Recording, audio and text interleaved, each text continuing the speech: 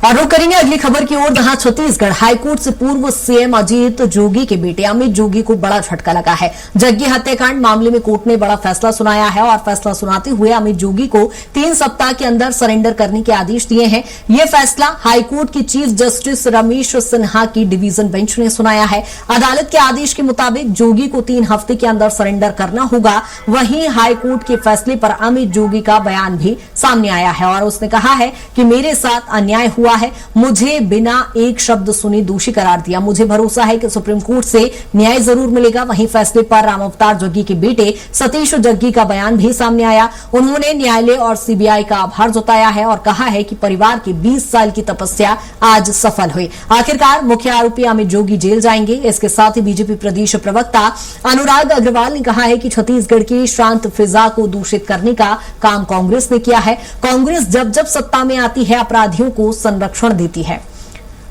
और अब आपको बताते हैं कि क्या है जग्गी हत्याकांड, जहां राम अवतार जग्गी के बेटे ने हालांकि एक और याचिका दर्ज कराई थी, उसी को लेकर कार्रवाई की जा रही है। 4 जून 2003 को रायपुर में एनसीपी नेता राम अवतार जग्गी को गोली मारकर उनकी हत्या कर दी गई थी, जहां जग्गी हत्याकांड को लेकर 31 अभियुक्त बनाए गए थे और इस मामले को लेकर लगातार जांच की जा रही है। और जो अभियुक्त हैं उसमें बल्टू पाठक, सुरेंद्र सिंह सरकारी गवाह बन गए थे।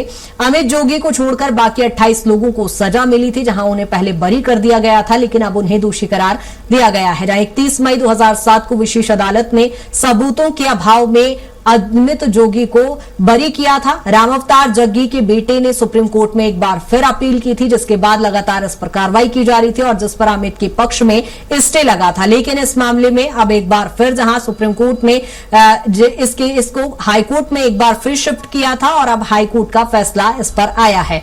आपको बता दें कि 4 जून 2003 को रायपुर में एनसीपी नेता राम अवतार जग्गी को गोली मारकर उनकी हत्या कर दी थी।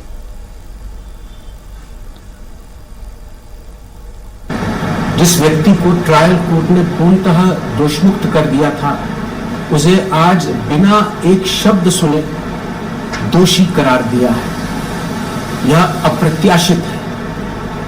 अदालत ने मुझे 3 हफ्ते के अंदर सरेंडर करने का समय दिया है। मुझको लगता है कि मेरे साथ गंभीर अन्याय हुआ है।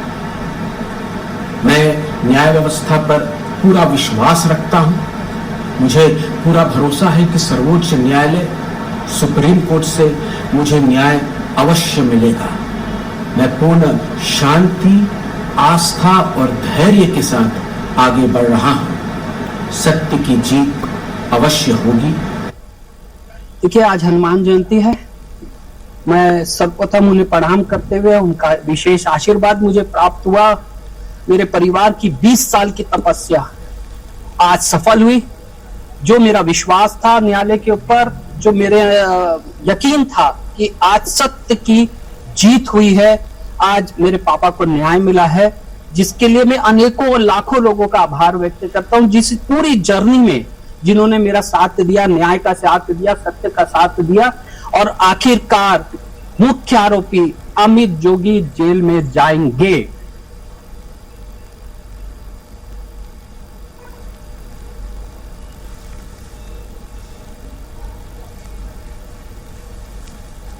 जहां आपको बता दें कि जग्गी हत्याकांड मामले को लेकर करने का काम सदैव कांग्रेसियों ने किया है। इस छत्तीसगढ़ के इतिहास में पहला राजनीतिक हत्या इस जग्गी हत्याकांड था।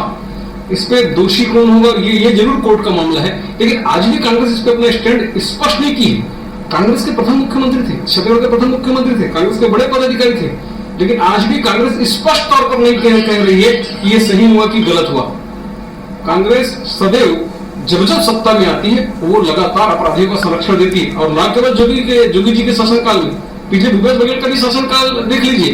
ये तो पहली सरकार थी जो स्वयं अपने राजस्व पर डाका डालती थी। वे स्वयं ही लगातार अपराधियों के साथ में खड़े हुए थे। उनके समय के सचिव, उनके समय के नेता, उनके मंत्री तक आज जेल में है। तो कांग्रेस का ये चरित्र है और ये चरित्र एक बार फिर उजागर हुआ है।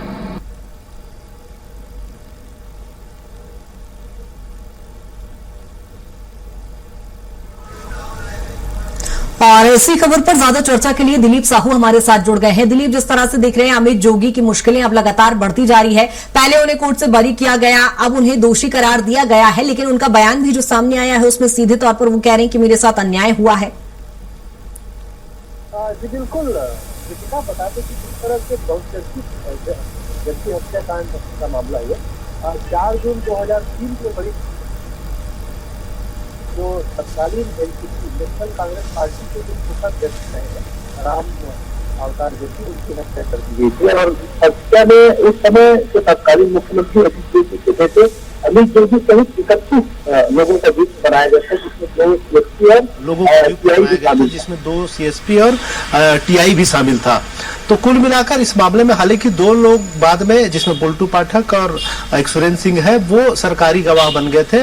और क्योंकि निचली अदालत ने अमित जोगी को बरी कर दिया था 2007 में, उसके बाद और बाकी 28 लोगों को इस मामले में सजा सुनाई गई थी, जिसमें ज्यादातर लोगों को आजीवन कारावास की सजा सुनाई गई थी। इस पूरे मामले को लेकर लगातार जो राम अवतार जग्गी है, उनके बेटे सतीश जग्गी इस मामले को लेकर हाई कोर्ट गए, फिर सुप्रीम कोर्ट गए और लगातार वो लड़ाई लड़ते रहे। फाइनली सुप्रीम कोर्ट ने ये फिर एक बड़ा आदेश जारी किया हाल ही में, और हाई कोर्ट को इस मामले में सुनवाई करने के लिए कहा गया। तो हाई कोर्ट ने इस मामले में सीधे तौर पर अमित जोगी को दोषी करार दिया है और 3 हफ्ते का समय दिया उन्हें सरेंडर करने को लेकर। हालांकि अब इसको लेकर जो राजनीतिक बयानबाजी है उसका भी दौर शुरू हो गया। एक तरफ अमित जोगी का साफ तौर पर कहना है कि अदालत ने केवल 40 मिनट में बिना उनका पक्ष जाने ही फैसला सुना दिया, और उन्होंने एक तरह से संकेत दे दिया कि अब सुप्रीम कोर्ट का दरवाजा फिर से खटखटाएंगे। न्यायालय पर भरोसा होने की वे बात कह रहे हैं, उनका कहना है कि सुप्रीम कोर्ट फिर जाएंगे। वहीं दूसरी ओर सतीश जग्गी का कहना है कि उनके परिवार ने जिस तरह से लगातार इसको लेकर जो दर्द सहा है, तो न्यायालय और सीबीआई को उन्होंने आभार जताया है और निश्चित तौर पे इसे न्याय की जीत बताया है। वहीं दूसरी ओर बीजेपी ने इस मामले को लेकर सीधा कांग्रेस को आड़े हाथ लिया है, क्योंकि उस समय अजीत जोगी कांग्रेस के मुख्यमंत्री हुआ करते थे और उन्हीं की सरकार में तमाम तरह की जो घटनाएं हुई थी, तो इन्होंने सीधे तौर पे अजीत जोगी और भूपेश बघेल के दोनों के कार्यकाल, पूर्व मुख्यमंत्रियों के कार्यकाल को अपराध का गढ़ के रूप में रेखांकित करते हुए सवाल उठाया है बीजेपी के प्रदेश प्रवक्ता अनुराग अग्रवाल ने। वहीं इसके जवाब में कांग्रेस के संचार प्रमुख सुशील आनंद शुक्ला ने पलटवार किया। उनका कहना है कि क्योंकि पूरी घटना के समय यूपीए की सरकार रही है, यूपीए की सरकार ने ही सीबीआई जांच हुई और सीबीआई ने अमित जोगी को गिरफ्तार किया था, तो वे संरक्षण वाली बात ही नहीं है। उन्होंने कहा कि अदालत का फैसले को सम्मान करते हैं, निश्चित तौर पे आने वाले समय में अदालत से न्याय मिलेगा, और उन्होंने ये भी कहा कि जग्गी परिवार को भी इस मामले में पूरी तरह न्याय मिलेगा। इस तरह से राजनीतिक बयानबाजी भी चल रही है और पूरे मामले को लेकर एक तरह से ठीक है दिलीप, इस पूरे मामले को लेकर बयानबाजी तो लाजमी है, लेकिन पहले हमने देखा कि कोर्ट में जब सबूतों का अभाव था तब उन्हें बरी किया गया, लेकिन अब साक्ष्यों के आधार पर ही कहीं ना कहीं उन्हें दोषी करार दिया गया है। तो क्या वाकई वो सुप्रीम कोर्ट जाएंगे? जी बिल्कुल, इनका साफ तौर पर कहना है, जो अमित जोगी है और उनके वकील का साफ तौर पर कहना है कि क्योंकि इनका सुप्रीम कोर्ट ने जो आदेश जारी किया था हाई कोर्ट में, उसमें सुनवाई की बात कही गई थी, लेकिन सीबीआई ने जैसे ही जांच रिपोर्ट सौंपी और इन्हें अपने पक्ष रखने का समय नहीं दिया। हालांकि 24 घंटे में पक्ष रखने की बात कहा था, लेकिन फाइल उपलब्ध नहीं कराई गई थी। कल फिर कोर्ट के आदेश के बाद सीबीआई ने फाइल उपलब्ध कराई, उसके बाद इनकी पक्ष नहीं सुना गया, सुनवाई का इन्हें अवसर नहीं दिया गया, सीधे तौर पे कोर्ट ने फैसला सुना दिया, दोषी करार दिया और 3 हफ्ते के अंदर सरेंडर करने की बात कह दी। इसको पॉइंट बनाकर, इसको एक बिंदु बनाकर ठीक है दिलीप, यानी कुल मिलाकर कहा जाए कि इस बयान के हवाले से ही अब एक बार फिर केस यहां पर लड़ते नजर आएंगे। बहुत शुक्रिया तमाम जानकारी के लिए।